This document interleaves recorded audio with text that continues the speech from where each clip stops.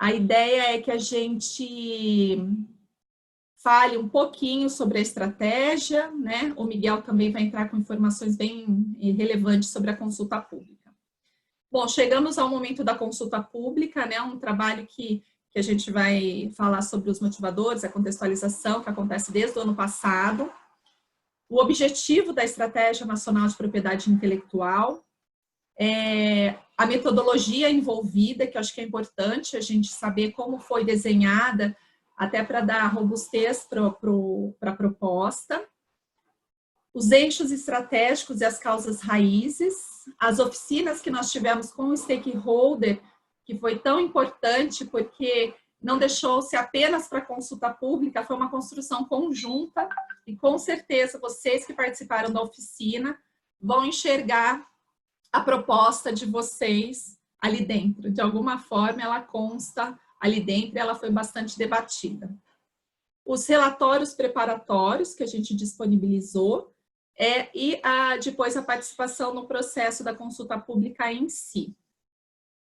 Como motivadores, né, exemplos externos e também demanda do setor produtivo, né, por ter um sistema que fosse mais ágil, mais robusto, necessidade de resultados de indicadores de IPI aquém do esperado. Então, realmente a gente tem um potencial muito grande e a gente não está fazendo uso desse potencial, porque não é uma questão apenas de gerar ativos, mas de gerar riqueza a partir dos ativos, né? E a necessidade de coordenação. Então, esses foram os motivadores que o Grupo Interministerial de Propriedade Intelectual encontrou, em especial pelo Ministério da Economia, na CPEC, na Secretaria Especial de Produtividade, Emprego e Competitividade. Guardei, Miguel. É muita sigla. Quando eu entrei na consultoria, eu não entendia nada. Era uma sopa de sigla que eu ficava assim, perdida, né? Mas, enfim, estou aprendendo. Então, é isso. Então, esses motivadores, né? Esses motivadores todos fizeram com que fosse estruturado, né, a partir do GIP, né, que na verdade foi a reativação, né, do GIP, que aconteceu lá no passado, e teve então a partir de 2019 essa ativação, e foi então pensado no desafio de teve também, né, nesse meio tempo, a Política Nacional de Inovação, com o início de trabalhos de formulação na Política Nacional de Inovação, que passará a ser integrada, né, à Estratégia Nacional de Propriedade Intelectual. Inclusive, está acontecendo no momento as oficinas, né, liderada pelo Ministério da Ciência e Tecnologia, para a construção agora da Estratégia Nacional, para, de fato, trazer mais insumos para a concretização dessa política, né, nacional. E a Estratégia Nacional de Propriedade Intelectual é um braço da Estratégia de Inovação, liderado pelo Ministério da Economia, e daí então surge o grupo de trabalho, né, em setembro, tá errado aqui, em setembro de 2019, poxa vida, já tinha arrumado, mas vamos arrumar ao vivo. Aqui. Em setembro, para todo mundo ver se está todo mundo esperto, na outra reunião eu esqueci de mudar de novo e a gente não chegou em setembro de 2020, mas tudo bem. É tão adiantado que, né, estamos no futuro. Bom, e daí, em setembro, foi montado esse grupo, aconteceram 10 reuniões desse grupo de trabalho. Eu fiquei bastante impressionada, porque eu fui participar só a partir da 7ª reunião, se eu não me engano.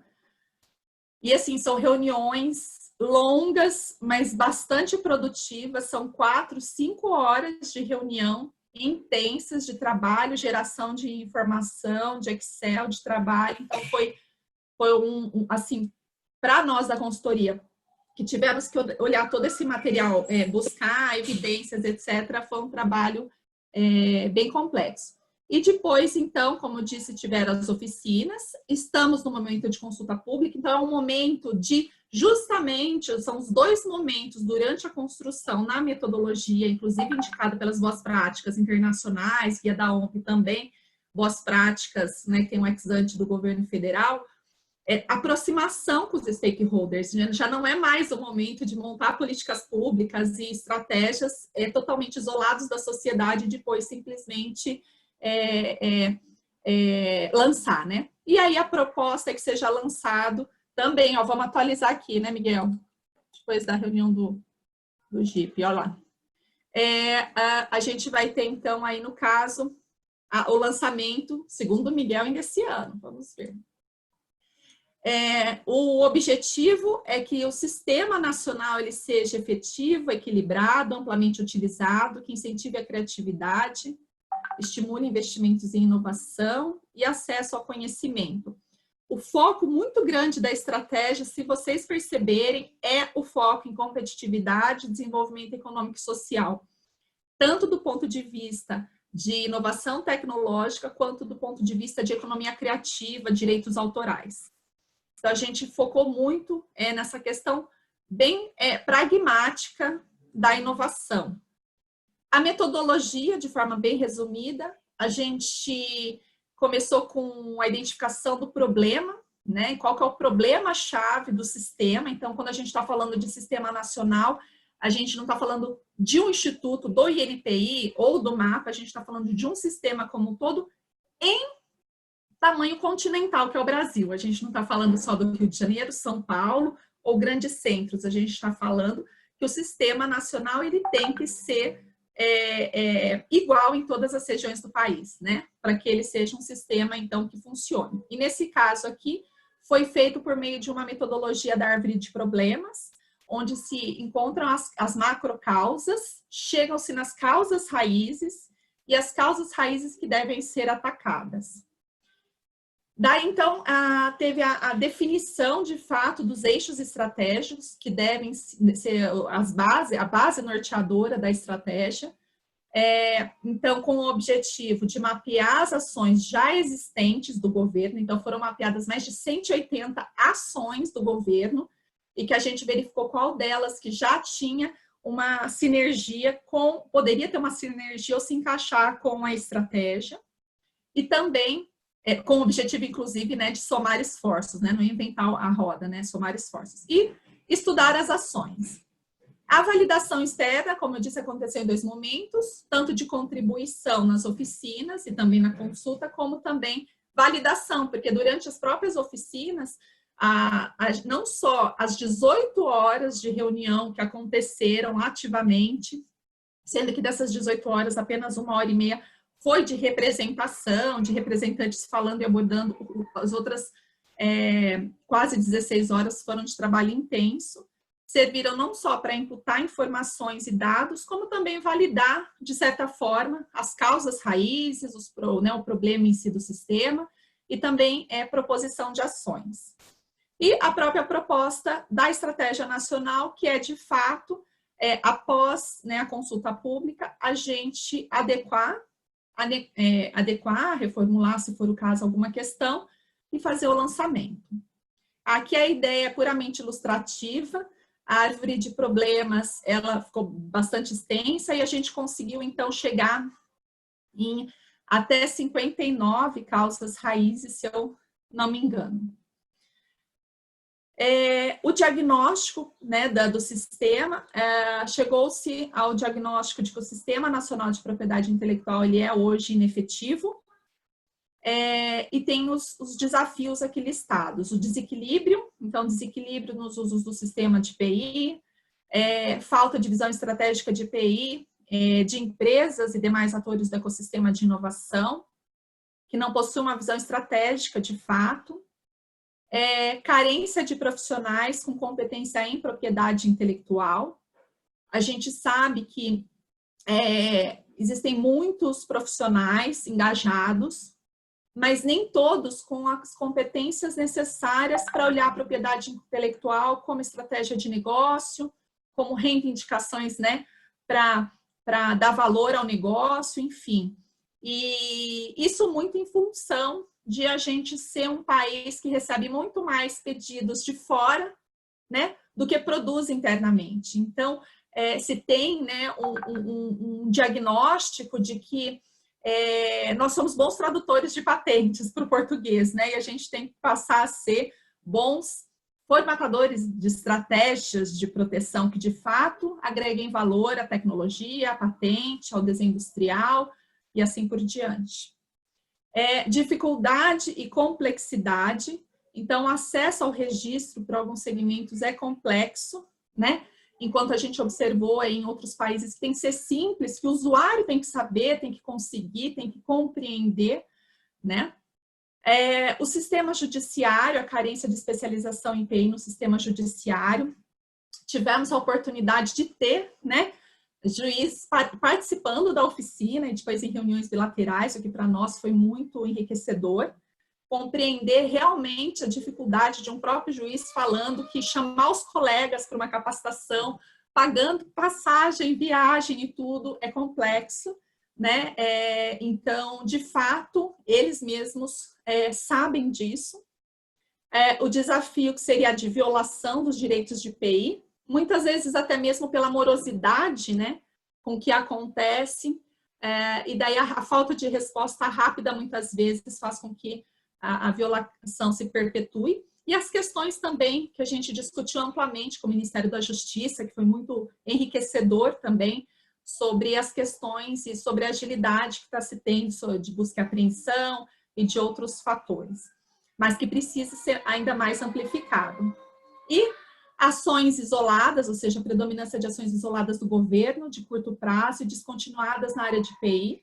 Então, a estratégia ela vem para dar esse formato mais, de fato, perene. E a inserção internacional aí, inclusive, que foi muito importante durante as oficinas, para as próprias pessoas do governo que fazem parte, né, dessas atividades, né, de inserção internacional, pessoal do Itamaraty, próprio pessoal do NPI, saber da sociedade que alguns pontos, alguns gargalos, alguns desafios existem e que não necessariamente são priorizados, né? Então, eles terem a oportunidade de saber quais são os gargalos foi um feedback muito positivo. O próprio Maximiliano do Itamaraty, por exemplo, falou, nossa, para nós ter esse tipo de feedback é muito bom para a gente, inclusive, saber o norte e priorizar as nossas ações. E, por fim, aí o marco legal, não só inadequações em marcos legais, mas também modernização, né? Porque a gente passa aí por um processo muito grande de melhorias, de mudanças, de inteligência artificial, de impressora 3D, etc. A gente tem que adequar, a gente tem que se modernizar. A questão das diretrizes, né? São 9 diretrizes, se eu não me engano, eu vou passar muito rapidamente. Agregar valor, quer dizer, como usar a PI de forma que realmente agregue valor, não é fazer por fazer, não é proteger por proteger, né? É saber fazer o uso adequado. Políticas públicas, ou seja, o uso de PI em políticas públicas visando incentivar a competitividade e o crescimento econômico. A questão da sinergia, a importância da sinergia das políticas de cultura, de educação, de ciência, tecnologia e inovação, todos em uma mesma linguagem, né? Melhorias de processo, simplificação, agilidade, harmonização, então essa harmonização entre propriedade intelectual, livre concorrência e interesse social, a segurança jurídica e a previsibilidade, a articulação e integração aí das diversas esferas, federal, agência de fomento, etc. Os compromissos internacionais, que é não só o respeito, né, mas também posicionamento do Brasil, né, o olhar para que os outros países tenham olhado de que o Brasil está indo adiante com o sistema de propriedade intelectual seguro, transparente, né, e fazendo de fato uma própria propaganda do país, né, para atração de investimentos e também discussões de alto nível internacional. E por fim, visão estratégica de futuro, que é a busca contínua de soluções pragmáticas em alinhamento com uma visão estratégica de futuro. Esses eixos aqui que vocês com certeza devem ter visto na consulta, o Miguel vai falar mais para frente, a gente dividiu toda a consulta no mesmo formato que foi a estratégia, são 7 eixos, o eixo de PI para a competitividade e o desenvolvimento, disseminação, formação, capacitação em PI, governança e fortalecimento institucional, modernização dos marcos legais e infralegais, observância jurídica, observância e segurança jurídica, inteligência e visão de futuro e inserção do Brasil no sistema global. Eu vou deixar agora passar a palavra para o Miguel, né, Miguel? E daí depois, então, a gente está à disposição para perguntas. Obrigada, gente. Obrigado, Patrícia. Vou continuar daqui, então.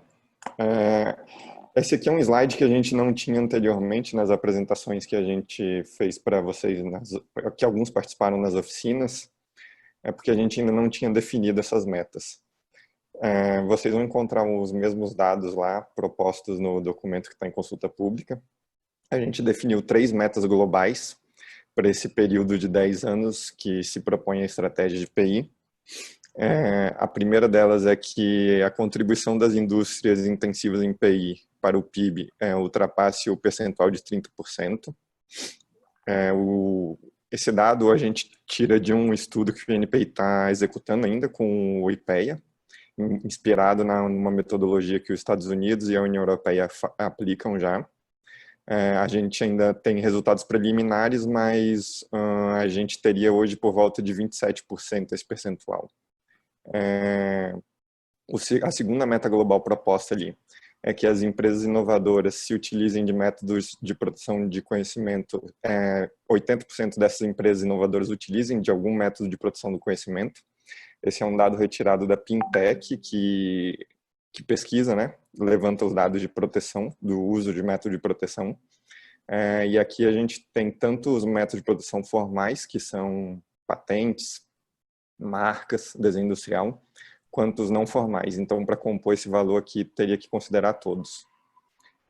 E a terceira meta é que os depósitos de pedidos de propriedade intelectual no Brasil coloquem o país, né, entre os 10 primeiros do mundo. Aqui são principalmente os dados de depósito no INPI, e a gente incluiu também os de cultivares aqui. Patrícia, pode passar para a próxima. Aqui alguns dados das oficinas que aconteceram para subsidiar o processo de construção da estratégia de PI, né, anteriormente, como a Patrícia falou, atendendo aos requisitos de participação da sociedade, as melhores práticas de construção de política pública. Então a gente teve um bom engajamento do ecossistema de inovação, de especialistas do sistema de PI, e para a gente construir essa estratégia que agora está em consulta. Pode ir para a próxima, Patrícia. Foram elaborados principalmente pela Patrícia, que é subsidiado com dados levantados pelo grupo técnico do GIP, relatórios, esse relatório de diagnóstico, onde a gente resume questões, o diagnóstico do nosso problema, do nosso sistema de propriedade intelectual, né, que vai inspirar as propostas que são feitas na estratégia.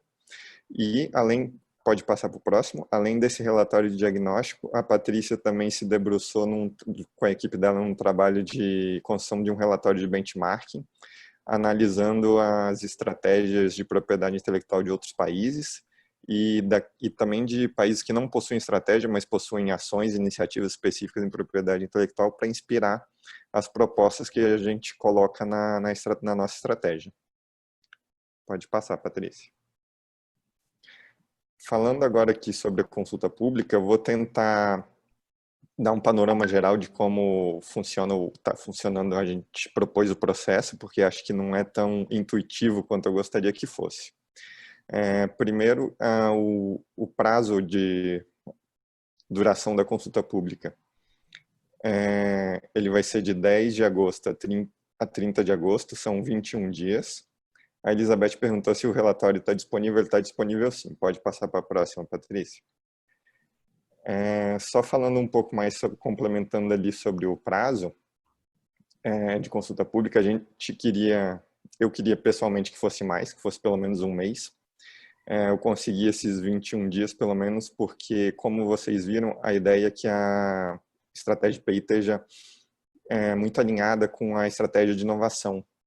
E o Ministério da Ciência e Tecnologia, eles têm trabalhado com uma perspectiva de uma consulta pública de 2 semanas apenas para a estratégia de inovação. Então, a gente reduziu um pouco esse prazo aqui para não ficar muito dilatado e muito diferente do trabalho deles, entendeu? Porque a gente precisa estar bem alinhado nesses aspectos, para não ter cobranças, por exemplo, depois, a estratégia de PI ficou aberta 30 dias, e por que de vocês vão ficar só 15 dias? Mas como que vocês fazem para acessar a consulta pública, né? Vocês acessam o site do Ministério da Economia, no gov.br, e o formulário ali de seleção das abas da página do Ministério, vocês vão em acesso à informação e depois em participação social. E aí, dentro dessa página de participação social, vocês encontram as consultas públicas. E lá vai estar a página da Estratégia Nacional de PI, onde vocês clicam para acessar. Pode ir para a próxima, Patrícia. Quando vocês acessam essa página de hospedagem da consulta pública, vocês vão ter ali algumas informações básicas, como o objetivo, o período de duração da consulta, informações de contato lá do Ministério, nosso e-mail, o órgão responsável, né, a secretaria responsável, que é a Secretaria de Produtividade, Emprego e Competitividade, e vocês vão conseguir acessar ali dentro os principais documentos para vocês participarem e avaliarem a estratégia que está sendo proposta. Você primeiro tem um documento onde contém algumas orientações para participar da consulta, e esse é o anexo 1. O anexo 2 é o texto em si da estratégia. Então, vocês conseguem acessar os formulários eletrônicos, que é realmente onde a gente vai receber as participações de vocês. E a gente tem, então, 8 formulários eletrônicos. Eu vou explicar na próxima slide, e além do link para os formulários, vocês encontram outros anexos, como a Elizabeth perguntou. Tem o relatório de diagnóstico, que foi elaborado pelo grupo, pela Patrícia, o relatório de benchmarking, elaborado pela Patrícia, e um resumo executivo da estratégia. Pode passar, Patrícia. Aqui, uma visão simples dos formulários eletrônicos. O que eu quero explicar aqui com esse slide para vocês? A gente tem 8 formulários eletrônicos no total. O primeiro deles é esse de definições gerais da Estratégia Nacional de Propriedade Intelectual. Nesse formulário eletrônico, vocês vão encontrar campos de identificação e de perfil do respondente, para a gente saber quem está respondendo, de que empresa ou que associação ele representa. Pode ser também uma pessoa, um trabalhador autônomo, um profissional autônomo, não tem problema isso. Alguns me perguntaram se pode ser estrangeiros também. Vocês vão ver que a gente tem um campo de CPF aqui. Se for estrangeiro, eu tenho sugerido para preencher com o passaporte, mas a ideia desse campo de CPF é só para a gente fazer o cruzamento com as informações dos outros formulários, quem preencheu cada formulário, entendeu? É o dado mais simples que a gente encontrou de se buscar e que resulta em menos erros, para a gente cruzar essa informação depois. A ideia aqui para validar a participação no processo de consulta pública, esse formulário de definições gerais da estratégia, ele é obrigatório respondê-lo. Além desses campos de identificação de perfil, a gente encontra aqui os campos dos aspectos gerais que estão sendo propostos na estratégia. Os objetivos, diretrizes, metas, desafios. É a parte introdutória mesmo da estratégia, a parte mais conceitual, né, de definições. Então, a gente tem outros 7 formulários eletrônicos, um para cada eixo de ação da estratégia. E esses aqui é facultativo o preenchimento de cada um no processo de consulta pública. Você pode, se você se interessa por todos os aspectos da propriedade intelectual, acha que todos são relevantes, pode preencher todos. Se você está interessado somente em questões de disseminação, formação e capacitação em PI, você pode preencher só o formulário do eixo 2, por exemplo. Então, aqui é de livre escolha do participante. Pode passar, Patrícia. Como que a gente construiu cada formulário eletrônico, né? As principais perguntas que vocês vão encontrar neles. Vocês vão encontrar perguntas, principalmente no no primeiro formulário de definições gerais de concordância, eles estão muito baseados na escala Likert, que põe uma escala de gradação, né? Então, aqui nesse primeiro quadro da esquerda, vocês veem a pergunta 10. Qual o seu nível de concordância com os 9 desafios? Desde o discordo totalmente até o concordo totalmente. E a gente coloca ali os 9 desafios propostos para a estratégia. Então, a ideia é que você, Bom dia. Bom dia. Nesses campos mais conceituais, vocês avaliem se concordam ou não com esse desafio que está sendo identificado. Um outro tipo de pergunta que vocês encontram aqui no quadro do meio, a pergunta 14, pode voltar, para ordenar hierarquicamente de acordo com relevância, avaliação de relevância. Por exemplo, nesse aqui dos eixos.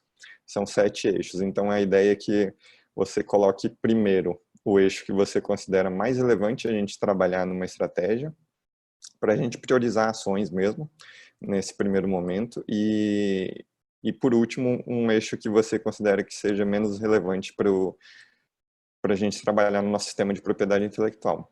E ainda tem um terceiro tipo de pergunta, que é o mais frequente, que vocês vão encontrar principalmente nos eixos, nos formulários dos eixos, que é o de avaliação de relevância das ações que estão sendo propostas. Também aqui numa escala Likert, de 1 a 5, sendo 1 menos relevante e o 5 mais relevante, onde a gente estruturou isso de acordo com os planos propostos dentro da estratégia. Eu vou explicar mais um pouco no próximo slide, a estruturação. E a ideia é que vocês avaliem a relevância o nível de relevância de cada uma dessas propostas de ação e de iniciativas que estão sendo feitas na estratégia. Para a gente saber se aquilo que a gente está propondo é de fato relevante, se teria um impacto no sistema de propriedade intelectual, ou se não é relevante a gente trabalhar, se a gente pode estar enganado, que não é algo que teria um impacto.